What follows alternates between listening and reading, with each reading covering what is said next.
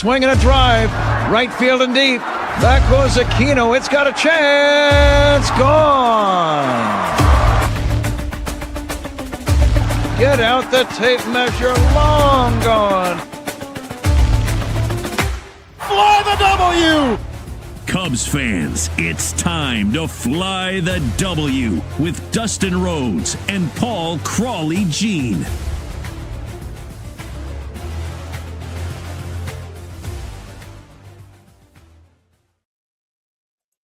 All right, Crawley, this is the Fly the W podcast, part of the Blue Wire Network. And boy, do we have something to talk about today after the Cubs finish off the sweep of the Snakes. It's episode 358. Don't forget to listen, download, review, and subscribe to the podcast. 5-star reviews, we'll take those as well. So, Crawley, just a great weekend out at Wrigley for the fans and for the players, obviously, and the standings. Cubs back on top of the National League Central. Yeah, it was a fun weekend, a surprising weekend. I was at the games on Friday and Saturday, so in the bleachers, I'm still trying to get my voice back a little bit. We had the Bleacher Bum Band show on Saturday, so Danny Rocket, Bleacher Jeff, and the boys rocking some Cubs tunes, and so I can just put it this way. There's nothing better than when the Cubs are winning in Wrigleyville. I mean, just there's an energy that's palpable that's going on down there. I know it comes through the TV, but once you're down there, it's just a completely different situation. But Dustin, even you and I did not have the Cubs winning 3. These were the predictions we made on our last episode. Week, and then the Reds are coming to town for a big 4-game series. Your favorite? Yeah, my favorite. That is unnatural. It is not meant to be. But hey, going to be at Wrigley, going to get that Kerry Wood bobblehead, and we're going to get a series win. Favorite? Yeah, my favorite. Crawley, enjoy, review, subscribe. Is the Cubs taking 2 out? Colin Ray, Zach. All right. Rolo logo. So maybe, I don't know who you know in promotions, Dustin, but let's get a Malort symbol on there instead of the Motorola. I would like that. All right, so it's a 3-game series, all 120 starts, 12:45-ish pregame with Zach tomorrow on 104.3 The Score. Right now it's Colin Ray, Zach Gallen. Game 2, Shota Imanaga versus Ryan Nelson. Game number 3, Matthew Boyd versus Merrill Kelly. Where are you going, Crawley? So the game 1's interesting because you said, is it going to be Assad? Is it going to be Ray? Are they going to go with an opener for Colin? Right, an opener. Yeah. Mm-hmm. Are they going to do that? I'm going to have the Cubs taking 2 out of 3. I feel like they're going to lose game 1 on Friday.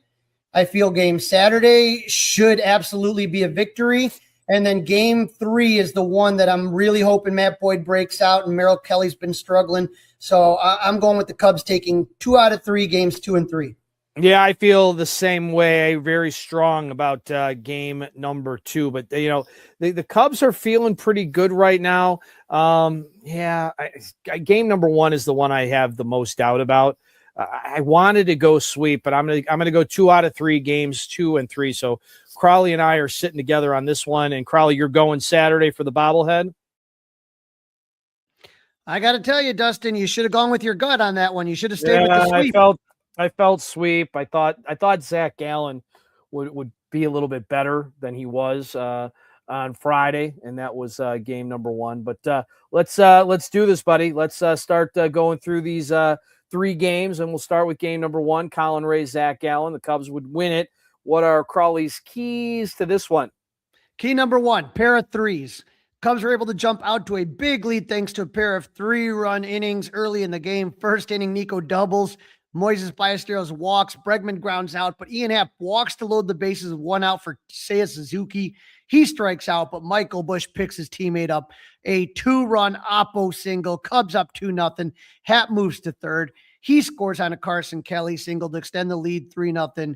Nico, though, would come out of the game with the stiff neck. So we're at the game, and all of a sudden, now entering the game, Matt Shaw leading off and playing second. We're like, oh boy, this, just the way things have gone lately, it's just been so bad, but stiff neck, and he would come back into the series. So no reason to panic right now.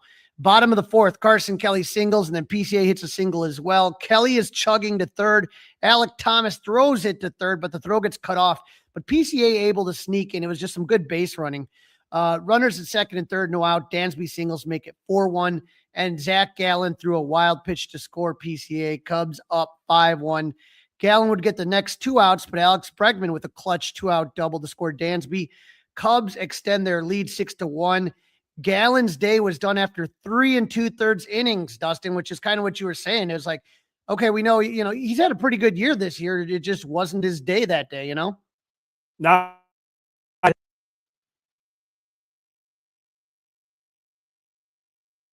hello? Yeah. Yeah, I Was said not his day at all, Zach Gallen.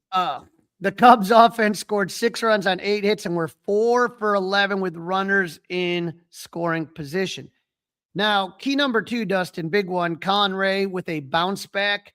Last time we saw him, it was in La La Land. He gave up 6 runs on 6 hits in 3 1/3 to the Dodgers. So hoping for a better outing, and Cub fans got it, right?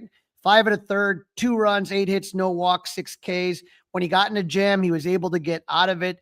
I just felt like, against the Dodgers, I know it's a much better lineup, but don't discount this. The D-backs lineup is pretty good too, Dustin. I mean, not bad. They're not a bad team. I mean, they'll be hanging around out west for the majority of the year for sure. Right. So I just thought for Colin, it was just, you really needed to have a much better outing because it just looked so bad against LA. And I was happy that he was able to do that. Now, Dustin, the other key here, and it goes to the Diamondbacks, was D-backs 9-1-2, right? 6-1 lead. You're saying to yourself, safe, let's make some cup snakes. No, I'll never say that, but just kind of chilling in the bleachers. Shouldn't be a big thing, nothing to sweat. But the D-backs 9-1-2 hitters and a bad defensive play by Alex Bregman made this one way closer than it needed to be. With the Cubs up 3-1, number 9 hitter Jose Barrosa doubled. He moved to third on a Geraldo Perdomo ground out, and Ildemaro Vargas singled to make it a 3-1 game. That was his 27th straight game that he had a hit, Dustin. Yeah, he was cooking. He was cooking. Unbelievable. I think it was like 4 for 4 that game with a walk. And I heard something that he has the longest hit streak for getting on base for any Venezuelan player, and it was also a Diamondbacks record. Nice. Bottom of the 6th, Colin Ray still in the game. Jose Fernandez singles. Nolan Arenado strikes out. Colin Ray's done. Did a good job, right? In comes Ryan Rollinson. Rollinson walks the first batter he faces. Oh, boy. But it really wasn't his fault, right? He walks the first batter, which we know you can't do. Don't do that, right? Runners at first and second. No outs for the number 9 hitter, Barrios. We talked about him before. He bunts it down the third base line. Alex Bregman decides at the last second to let the ball roll past him. It ricochets off the third baseman. Now Bregman has to scramble to get it, and he's not the most fleet of foot. He bumps into Fernandez, who comes around to score. Arizona trails 6-2. And the next batter, Geraldo Perdomo, hits a 3-run homer. And just like that, Dustin, a 6-1 lead is now cut to 1 run, 6-5. Well, that home run was his fault, though, right? We can agree on that. That was That's his fault. Okay, that's his. You got to give it on him. But Ildemaro Vargas singled. Rollinson was able to strike out the next 2 batters, but the damage was done. Arizona scored 4 runs. Dustin, the 9-1-2 hitters for the Diamondbacks. So 9-1-2 were 8 for 13 with 5 RBIs. The rest of the team, 3 for 26 with no RBIs. So it's just those 3 guys that you had to get past, but usually with Barrosa, you don't think the number 9 hitter is someone you got to worry about, but he was the one that was kept kind of leading the rallies on this one. Yeah, no doubt about that. Luckily, the bullpen of Phil Maton and Jacob Webb got the final 3 outs for the win. Webb picks up his first save of the year. I was thinking about you when Maton came out. I said, oh my God, 1 run. Yeah. And he's again, I know they're desperate, but he's bad. He's real bad.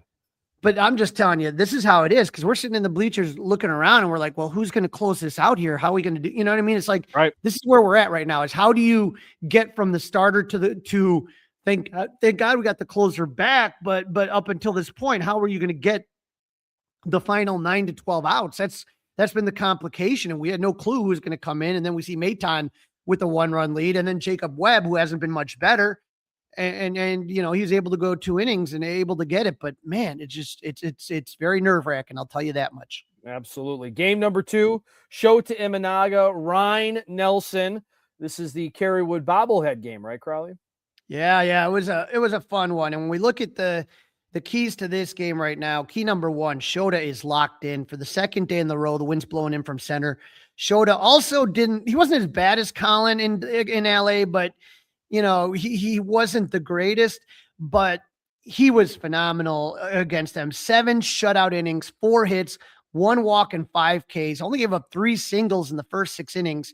In the 7th, got a little dicey. It was Cubs up 1-0. Shota gets the first out, but Lourdes Gurriel would double. Nolan Arenado would ground out for the second out, but he walked Jose Fernandez. Go ahead, run at first.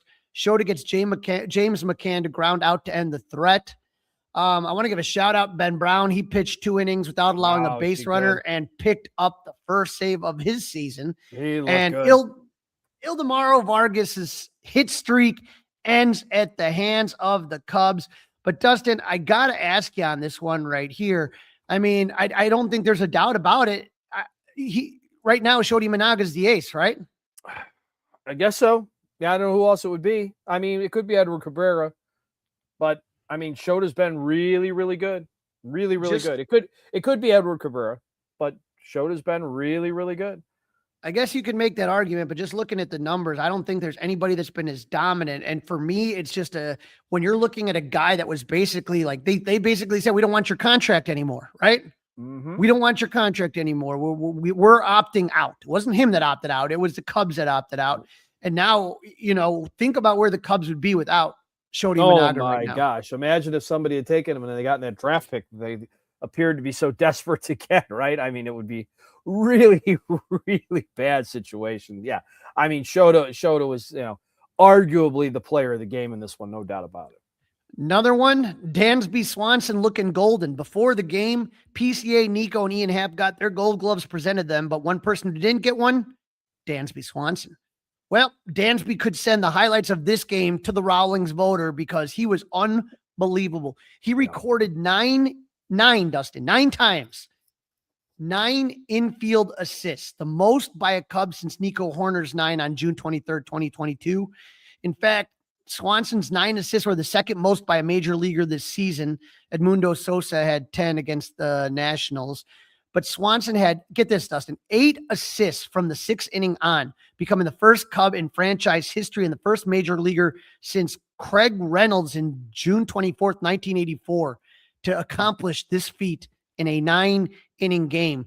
But every play, whether it was easy, whether it was difficult, he just makes it look easy. There was a lot of tough plays. I'm sitting in the left field bleacher, so I'm like spot on. I'm like right behind Dansby Swanson. I got like a perfect eye view, section 504, row 1. And it was just a thing of beauty to just see how Dansby played that game. And again, people may not think about it because Shota did so good. And the next key we're going to talk about was so important, but Dansby might get lost in that. His defense, in a 1-run game, when you make all those defensive plays and keep guys off base, makes a difference. Yeah, that's a great point by you, Crowley. Let's get to key number 3, and that was Ian Happ. He was all the offense for the Cubs on Saturday. He was it. He was the offensive machine. How about this? Ian Happ had 3 hits. The Diamondbacks had 4 hits, and the Cubs minus Happ had 2 hits. So that just goes to tell you, I mean, how valuable he was. Bottom of the second, Ian Happ leads off the inning with a solo home run. Dustin, that would be his 8th of the season. Not only that, it was his 181st career home run, tying Alfonso Soriano for the 12th most all-time in franchise history. I got to ask you, Dustin, as of right now, would you say, regardless if he played another game, is he a Cubs Hall of Famer? Not Cooperstown. Do you think he is a Cubs Hall of Famer? Ian Happ? Ian Happ. Good question. Probably. What do you think? I say probably. I think he is going to be. His next home run puts him alone at number 12. He only needs then, if he gets one more, 8 more to get Ty Hack Wilson for 11. I mean, when you're talking about top 10 in home runs. Yeah, if he gets into the top 10, I would say yes. And his longevity, top 10, obviously. Gold gloves. Yep. Decent guy. Yeah. I think that happened. So bottom of the third, Cubs have runners at second and third, no outs. Mo Baller lines out. Bregman flies out. Happ comes to the place, and Arizona skipper Torey Lovello is no dummy. He wants nothing to do with Happ, puts 4 fingers down to intentionally walk him. So Seiya would fly out to end the threat. Bottom of the 6th, Ian doubles, but is stranded. Bottom of the 8th, 1 out. Ian Happ triples. Seiya with the sac fly. Happ comes home, and the Cubs lead 2-0. That'd be the final. Happ finished just a single short of a cycle. And you can add this to Ian Happ's Cubs Hall of Fame resume. Per MLB.com's Jordan Bastian, Ian Happ joins Manny Trio, who July 10th, 1976, May 5th, 1977, as the only Cubs players to have ever recorded 2 career games falling a single shy of the cycle. Gotta love those. I mean, that's supposed to be the easy part of the cycle. Game number 3, that was this afternoon. Matthew Boyd, Merrill Kelly, and the Cubs go ahead and sweep them. Let's get some more Crawley's keys to this one. Number 1's got to be the starting pitcher, right, Crawley? Yeah, Matthew Boyd. On the last podcast, I said I was curious to see how Matt Boyd would do on his 3rd start off the IL. That's kind of, to me, kind of like that point where, okay, now you got to be doing something, right? Because the first 2 starts didn't look good. And Dustin, if he had a bad start, it would have been hard to blame him with the wind blowing out at 17 miles per hour and gusts up to 32 miles an hour. Sure enough, 2nd inning, Nolan Arenado doubles and catcher Gabriel Moreno hits a 2-run bomb. And I'm saying to myself, this is going to be one of those classic wind blowing games, 22-21, whatever.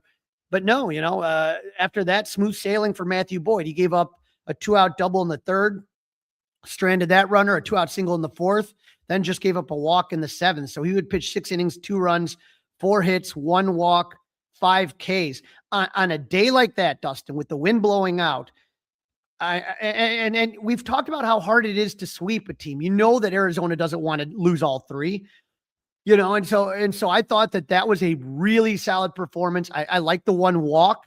One of the things he's been doing a lot is walking a lot of batters this year and striking out, which really kind of jacks up his pitch total.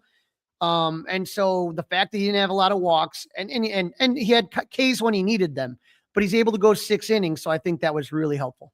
Yeah, really well done by him. Really well done. And the wind was howling out when the game started. Oh, key number 2 is the team offense. We've seen this from the Cubs offense this year. Total team effort. Guys contributing up and down the lineup. Down 2-0, bottom of the 2nd. Michael Busch doubles and Carson Kelly singles to cut the lead in half. Bottom 3rd, Nico singles and Moises Ballesteros hits his 6th home run of the season. Shot caller Mo Baller there. Cubs lead 3-2. Bottom of the 5th. This isn't going to show up in a box score, Dustin, right? Moises Ballesteros walks. Alex Bregman hits one to Nolan Arenado at 3rd. Maybe his arm is not what it used to be. Maybe he didn't get a good grip on the ball. He tries to get Mo Baller as the lead runner at 2nd, but Ballesteros is hustling and he beats it. So now you got 2 on, no outs. Ian Happ walks to extend his on-base streak to 24 games. Seiya Suzuki called out on strikes on an extremely close pitch, but then Michael Busch would triple down the right field line to clear the bases. Cubs up 6-2. Bottom of the 7th, Ian Happ walks again. Seiya doubles to put runners at 2nd, 3rd. Michael Busch with a sac fly. Carson Kelly with a single. Cubs up 8-2. Cubs score 8 runs on 12 hits. They had a team cycle, 6 singles, 4 doubles, 1 triple, 1 home run, like you like to say, and a partridge in a pear tree. But if you're looking at this right here, Dustin, look up and down here. Nico's back. It was funny. I guess Craig Counsell said earlier, he said, 1, he's asymptomatic. 2, he saw the flags blowing out, so he wanted in the lineup. 2 for 5 on Nico Hoerner. Mo Baller 2 for 4 with a home run. Alex Bregman didn't get a hit, but he got a walk. You had Ian Happ 1 for 3 with 2 walks. Seiya Suzuki 2 for 5. Busch 2 for 3 with 4 RBIs. Kelly 2 for 4 with 2 RBIs. PCA 1 for 4, and Swanson 0 for 3, but he got a walk. But Dustin, when you look at the last key number 3, when the wind's blowing in, we've talked about how important it is. Number 1, if you're an outfielder, never give up on the ball. You don't know where it's going to end up. Number 2, respect 90, right? Bottom of the 2nd, 2 outs. Michael Busch pops one up. And I think we've seen it a lot this season, more than I've normally seen. And that's that ball landing in no man's land between three fielders, right? So it's just a pop-up that Busch hits with 2 outs. You know, he could be lollygagging it, but he's hustling and he ends up on second and scores the first run on a single. So that's huge right there. Top of the 6, 1 out. You got Corbin Carroll walks. He's on first. Ildemar goes up. Vargas pops one up, and Nico's covering second because Corbin's moving. The ball's in almost short right field where they used to play the shift. Nico somehow runs back to the ball, makes an over-the-shoulder catch, and in one motion, spin throws it to double off Carroll to end the inning. Ending double play. And this is what happens when you have that type of defense. But Dustin, with the wind, having to run all the way out there and to throw it to get Carroll out, I'm just telling you, that to me was super impressive. Yeah, and super that's what wins the ball spectacular, game. super spectacular play. I mean, no doubt about it. It was a spectacular turn of events. All right, let's sum this one up, Crawley. 11 straight home games winning streak dating back to April 12th, their longest since May 18th to June 22nd, 2018. That was 14 games, Dustin. Cubs 14-5 record at home is the best in the NL and the second best in majors behind Detroit. And that's just by percentage points. They're 11-3. And so Cubs pitchers have recorded a 2.93 ERA at home this season, third lowest mark in the NL, fifth in the majors. And Dustin, we got to talk about this guy right here because he's been on the cold list. Michael Busch in this series against the Diamondbacks, 5 for 10, 4 extra base hits, 6 RBIs, 5 hard hit balls, and his average exit velo 96.8. If all of a sudden he starts cooking, because we've been waiting for this, Dustin. We talked about it. This is the guy that has to give you the power on this team. He's the one that you don't expect it from Mo Baller. But if he starts heating up, oh boy, look out. The Cubs, like they're not already cooking, but even more. You're going to see more sweeps if you see Michael Busch cooking like this. Great point, Crawley. This is the Fly the W podcast, part of the Blue Wire Network. It is episode 358. The Cubs sweep the Snakes. Don't forget you can listen, you can download, review, subscribe to the Fly the W podcast. You got a 5-star review, we'll take it. Emails, Crawley's Clubhouse, gmail.com. You can watch us as you may be right now on the YouTube page. In this segment, we're going to preview Crawley's favorite, a 4-game set with the Cubs and the Reds at Wrigley, including pitching matchups, offseason moves, and which players are hot, which players are not. So let's hear a little bit about the Reds, Crawley. Let's hear a little bit about the Reds. All right. One of the biggest moves last season the Reds made was hiring Terry Francona, and boy, did it pay off. On September 28th, the Reds clinched a postseason berth for the first time since 2020, which we don't count, remember, on the Fly the W podcast, throughout all the records from 2020. So for the first time in a full season since 2013, the Reds were in the postseason. They were the 6th seed wild card team, which meant that they had to face off against the Dodgers. And it was not the greatest. They got swept pretty quick. But Dustin, they were the 3rd team since 2000 to make the MLB playoffs with 83 or fewer wins, and the first team to qualify for the postseason with no 270 batting average or 25 home run hitter. So kind of a unusual stat on that. Even though, Dustin, the Cubs finished ahead of the Reds in the standings, Cincy once again took the season series going 8-5 against the Northsiders. They just seem to have the Cubs number. I don't know why. Yeah. What did they do in the offseason, Crawley? The big move, obviously, Eugenio Suarez. But when we get to the IL, we will not be seeing him. Former Cub farmhand Pierce Johnson's in the bullpen. So those were kind of the big moves. They lost Gavin Lux, Austin Hayes, Miguel Andujar. We saw him with the Padres, and Zach Littles with the Nationals. So kind of an interesting thing right here. But like you said earlier, Dustin, when we look at the NL Central, the Cubs are back on top. They are in first place, 22-12, 7-3 in their last 10 with a 5-game win streak. The Cardinals and the Reds are tied for second at 20-14, but the Reds, Dustin, are 4-6 in their last 10 and they're on a 3-game losing streak right now.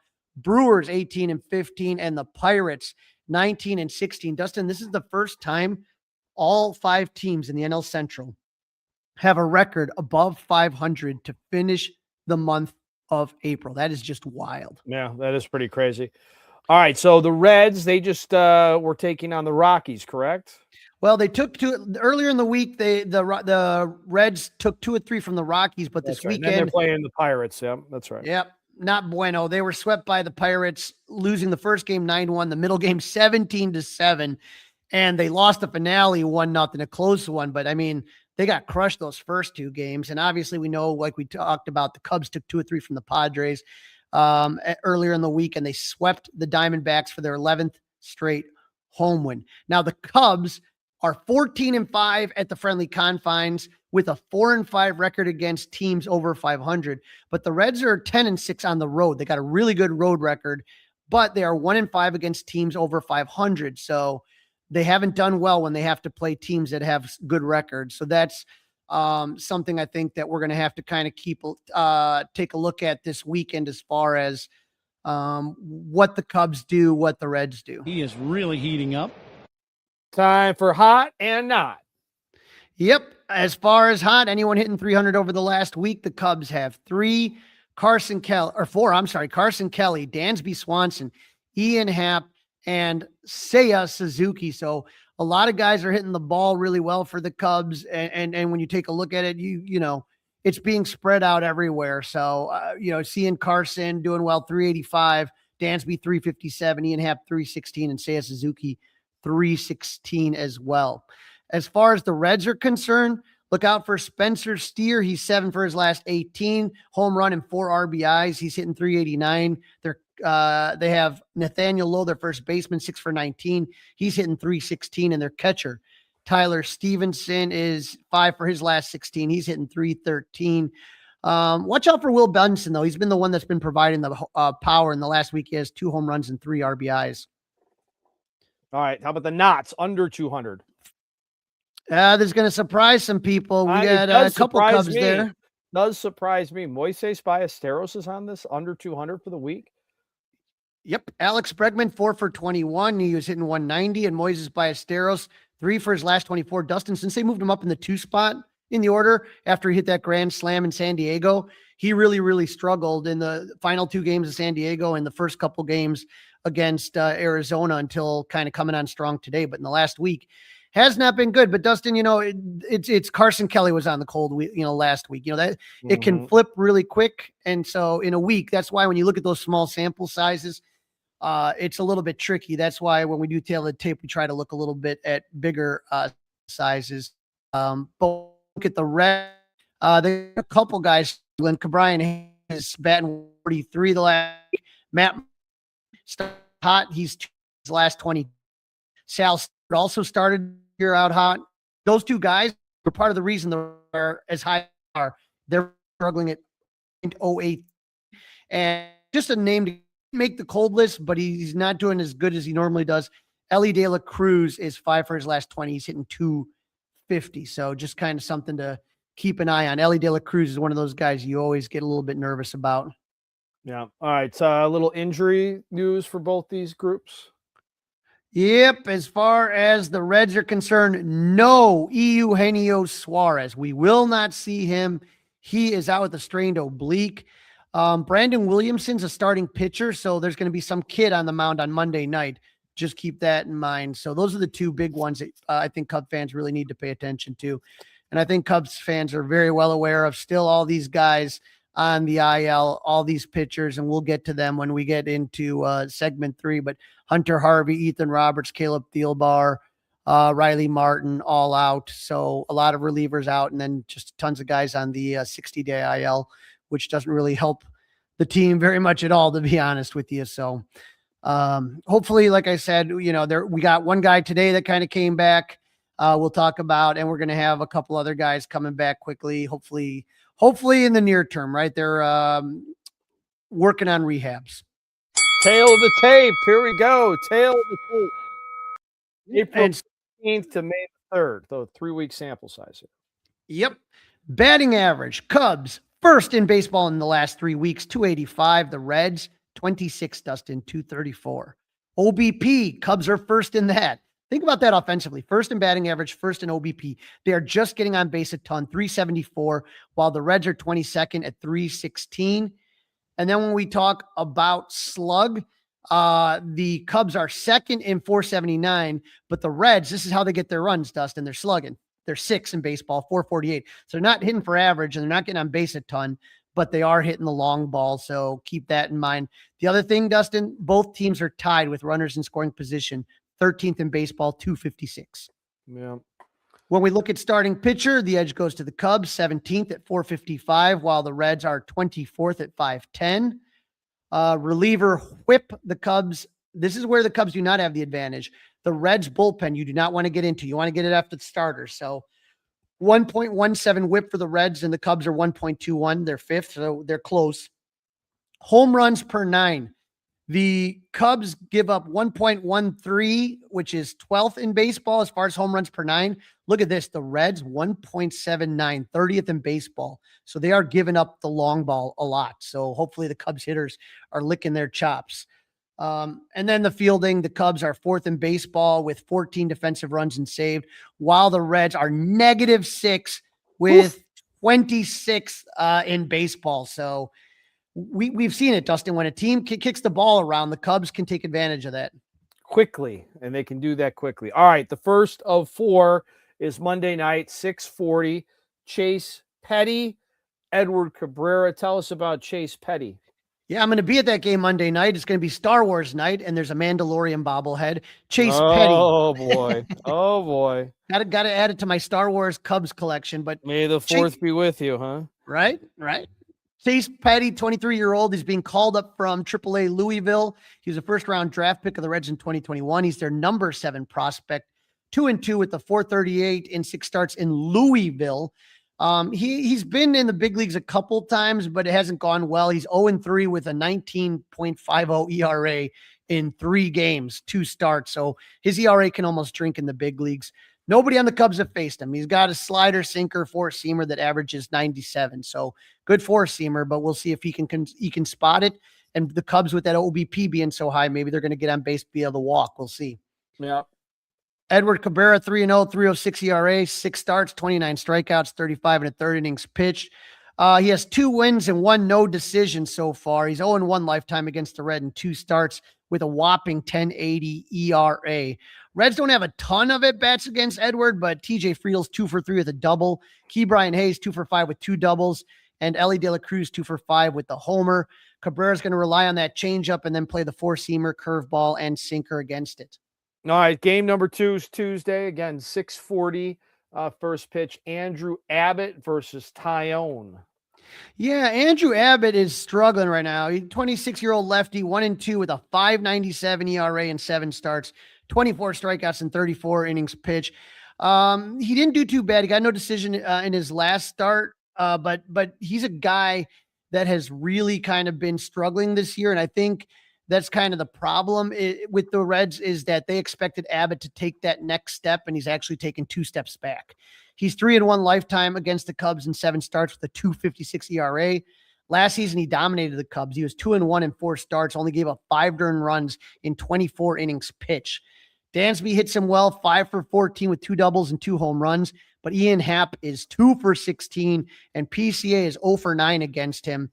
Abbott's a ground ball pitch. PCA maybe get a night off in this series then with that kind of a stat? Is that when you'd give him off? I know he never likes to take a day off, especially in Wrigley.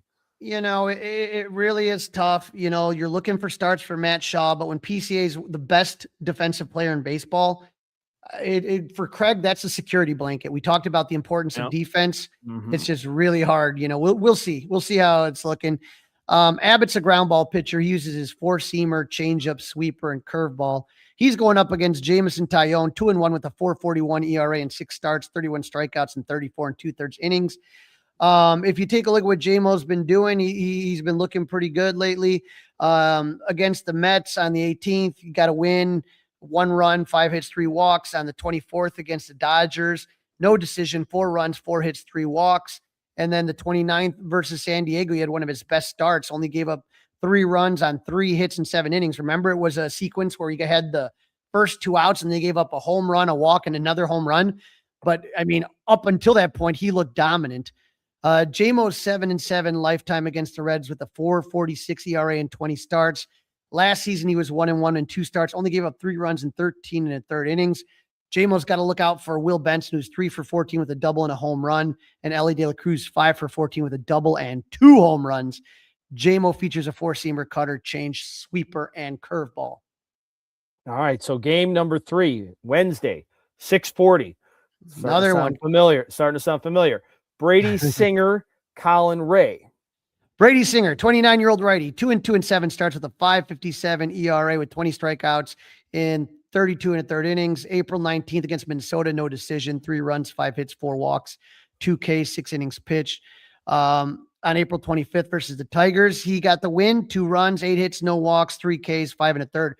But his last start, he didn't do really great. Against Pittsburgh, he gave up 4 runs on 7 hits, 2 walks, 1 K in only 3 and a third innings. So let's hope that keeps up. He's 1-2 lifetime against the Cubs with a 4.68 ERA and 3 starts. Cubs did not see him last year, but in 2024, they faced him once and he pitched 7 scoreless innings. Features a slider, sinker, and sweeper. All right, that's the game that I'm worried about the most of this one, just to get that out. All right, Colin Ray, 4-1 with a 4.41 ERA in 7 games, 4 starts, 30 Ks and 32 and 2/3. April 20th against the Phillies, he gave up 1 run, 6 hits, 2 walks, 5 Ks. And then this last start against the D-backs, 2 runs, 8 hits, 5 walks, 5 Ks in 5 and a third. So Ray's 5-3 lifetime against the Reds with a 5.67 ERA in 11 games, 10 starts. Last year, he was 0-3, Dustin, if this makes you feel even worse, with a 6.62 ERA in 3 starts, giving up 13 runs in 17 and 2/3 innings. A lot of runs, a lot of Reds hits Ray, Will Benson, 444, Ellie De La Cruz, 368, Spencer Steer, 316. Ray features a 4-seamer split against lefties and a slider, splitter, and sinker against righties. Game 4, Thursday, 1:20. Shota Imanaga, Rhett Lower. Yep, Rhett Lauer is a 24-year-old right-hander who's 3-2 with a 5.09 ERA and 7 starts with 26 strikeouts and 35 and a third innings pitch.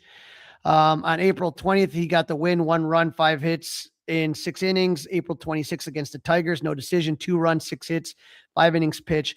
But a lot of the Reds, Dustin, and I don't know if we're catching them at the right time, are starting to kind of, they're getting in some trouble here. On May 2nd, he got the loss. 8 runs, 5 hits, 4 walks, 1 Ks in an inning and a third. Didn't get out of the second. He has started 1 game against the Cubs and pitched 5 scoreless innings. No one on the Cubs has more than 3 at-bats against them. Lauder features a sinker, slider, 4-seamer, and changeup. He's going to be going up against Shota Imanaga, 3-2 with a 2.40 ERA and 7 starts with 43 strikeouts in 41 and a third innings pitched. On April 21st in the Phillies, he gave up 1 run on 3 hits and 7 innings pitched. Against the Dodgers, this is the one he kind of struggled a little bit. 4 runs, 6 hits, 3 walks, 6 Ks and 5 and a third. He got off to a bad start in that one. That was the thing. It was the first inning, if you remember. And then May 2nd against the Diamondbacks, 7 scoreless, 4 hits, 1 walk, 5 Ks, picking up the win there, Dustin. So we'll get to our predictions in a little bit, but I don't know why. I always feel like against the Reds, it's a struggle. And I don't feel like this is going to be any different this time. I don't think it's going to be an easy matchup. This is the Fly the W podcast, part of the Blue Wire Network. It is episode 358. Cubs sweep them Snakes. We've got some odds and ends to get to. But before we do, don't forget, you can follow us. You can listen. You can download. You can review. Subscribe. 5-star reviews. We'll take it. Emails, Crawley's Clubhouse, gmail.com. And don't forget, you can watch us on the Crawley's Clubhouse YouTube page. All right, time for odds and ends and, of course, predictions. Good news on the injury front for the Cubs. Yep, Daniel Palencia is back. He was actually up and throwing. I wish he actually wasn't up and throwing today. I would have given him a day off, right? Especially with that lead. I don't know if you saw him. Maybe he was just playing some toss, so not a big deal. But Yaxiel Rios is DFA'd. So we'll see. We're going to try to kind of see what happens with Yaxiel, see if someone wants to pick him up or if he sticks with the Cubs. Caleb Thielbar, his expected return is mid-May, and that's still kind of roughly what they're expecting. That's what they're hoping for. So it's May 3rd when we're recording this. So kind of hoping that he might be able to return close to the eligibility date. They don't want to rush him, but Dustin, I'm just shocked at how good the Cubs record is considering all of the guys that that have gone down. I was going to be happy, Crawley, if they were 500 as we started May. I was going to be happy at 500. They are exceeding expectations without a doubt. Crawley, are you going to show the group? Are you showing off the new bobblehead or what? We got to do it. Yes, it was the bobblehead day for Kerry Wood. I do have it.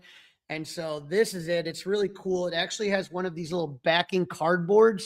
Oh, So this is the bobblehead, but like right in here is the backing, and the backing is from the 20K game. Yeah. And again, if those of you that don't know the story, the guy that brought it out there, Tom Bunjowski, was he was my middle school PE teacher, and his family he was a good teacher to me. He was a good teacher to my brother and a coach to my brother.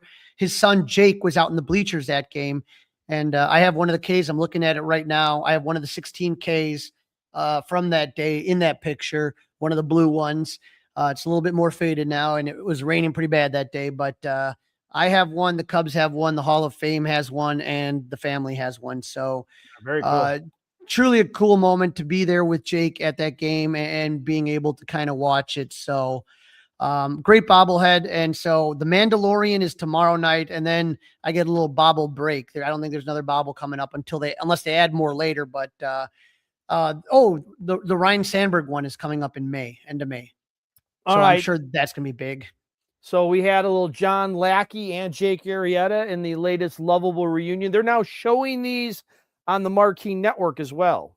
They should. They're great. You know what I mean? It was a really good one because, obviously Jake Arrieta is just getting back into the fold with the Cubs. He was at the wild card last year, and John Lackey being there. And just, they both live in Austin, Texas. So this was recorded in one of their houses. I don't know whose house it was recorded in. But, just especially listening to Jake Arrieta, for me, like Lackey's hilarious. He's funny. And at that point in time, he was a winner and he was a dog. You know what I mean? He didn't have his stuff back then, right? He was kind of at the tail end of his career. He pitched one more year in 2017. But to me, listening to Jake Arrieta was really interesting just because of that run that he went on. That end of 2014 to 2017 run, especially 2015 to 2016. I talked to people about the greatest runs I've ever seen. And the first one I ever remember, and I didn't even know much about baseball back then, was 1984. That run that Rick Sutcliffe went on was out of control. The Cy Young Award, absolutely phenomenal. And then the next time I saw a run like that was 92, Greg Maddux. And he wins the Cy Young Award that year. And then I put Jake Arrieta up in there. So when you think about great runs of Cub pitchers, to me, those are the three: 84, Rick Sutcliffe, 92, Greg Maddux, and 15, 16, Jake Arrieta. But just talking, to hear them talking about the no-hitter, especially because David Ross never caught a no-hitter, and that was his last year. He was able to catch that one. Miggy caught the first one in LA.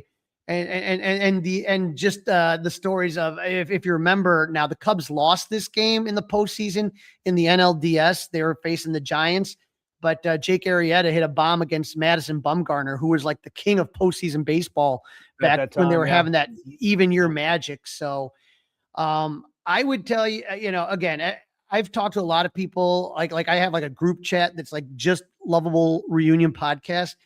But again, when you talk about John Lackey, they asked him because they said, "Hey, you're the ABC guy." He has 3 World Series, Dustin: Anaheim, Boston, Chicago, ABC. And they talked about what is it that makes a World Series team.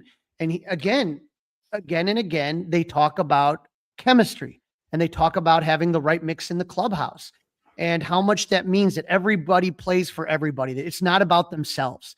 And again, I feel like this team is a likable team, this Cubs team. And I think that there's good chemistry. And I think that, you see it, you feel it, and I'm excited about it. I'm not saying that this team's going to win the World Series. There's a long way to go, and there's moves that need to be made, but definitely give it a listen. And again, Jake is really interesting, and I hope that he comes more and goes to the Marquee Studios. I know he's done a couple interviews. They interviewed him on the anniversary of that no-hitter. I think it was the Dodgers one recently. So just a great guy. And I want to see him more in the Cubs fold. Unfortunately, Dustin, someone we're not going to see more in the Cubs fold, Kyle Hendricks. We talked about this on the last episode. We were kind of shocked about how he joined the Tigers as a special assistant and not the Cubs, and how the heck that happened. And, they asked Jed Hoyer and said, we got a great relationship. We talked about his decision to go to Detroit. But what ends up happening, Dustin, the way that it works is, you remember that right before CubsCon, they had that big reunion, the big party at Wrigley Field, right? Well, there's a whole bunch of execs that used to be on the Cubs that went to Detroit. Yep. Among those, Tigers president of baseball operations, Scott Harris, general manager, Jeff Greenberg, and vice president of baseball strategy, Alex Smith. And in an article in The Athletic by Patrick Mooney, Harris, I guess, talked to Hendricks that night during that reunion party about coming back to the Cubs. And so I guess him and Harris had a really close relationship. He's the one that negotiated the deal that that gave Kyle Hendricks $55 million on opening day 2019. So there was kind of a very close relationship about that. So, boy, now I kind of wish Kyle Hendricks didn't go to the reunion party. Right? Yeah. All right, let's get into some predictions. We got 4 games. I'll go first this time, Crawley. I like where the Cubs are at. They're playing really good baseball right now. I want to say 3 out of 4. Your pitching, previews have me a little bit nervous. I'm going to say 3 of 4, but I wouldn't be shocked if it's 2 out of 2. They're not going to sweep them. They're not going to sweep the Reds. They're not. So they could be, 2 or 3 games up when we get back together on Thursday, early evening to wrap this one up. So my prediction will be 3 out of 4, but I'm leaning 2 for 2. I'm going 3 out of 4, and I'm going to tell you. You're going 3 out of 4 as well. Okay. I feel like that the Reds are struggling. The Cubs are hot. The Cubs are on a heater. I'm going to tell you, I think game 4, Shota Imanaga versus Rhett Lauer, I think that easily goes to the Cubs. Game number 2, I feel like Andrew Abbott's scuffling. I think that Jameson, I think you're going to see Matt Shaw in. I think you're going to see Alex Bregman sitting in that one. I don't know if PCA is going to be in that one, but I see Tyone has been pitching better as of late, and Abbott's been struggling. That's game 2, I think. The one that I'm iffy about is Cabrera versus Chase Petty, because I always get nervous when they call these kids up that no one's ever seen. Yeah. But I'm going to say that's going to be win number 3, but that one has me nervous, and I have the Cubs losing game 3. I have Colin Ray losing to Brady Singer. Well, Crawley, that's a wrap. Don't forget to listen, download, review, subscribe to the Fly the W podcast. Email us thoughts, questions, Crawley's Clubhouse, gmail.com. Watch us, as you might be right now, by subscribing to the Crawley's Clubhouse YouTube channel. Crawley, good luck with the giveaways. I know you'll get what you desire. You always do when it comes to those types of things. Yep, I will. And thank you for everybody that was listening, especially my guy, Chicago, Johnny. Great to see him out there. He always has good questions. And Johnny, you can always email them to us at crawleysclubhouse@gmail.com. But excited to be going down to Wrigley. Excited to sit there and get that Mandalorian bobblehead. Star Wars Day is always real goofy, people in costumes and stuff. It's going to be fun. Let's keep this winning streak going. Go Cubs!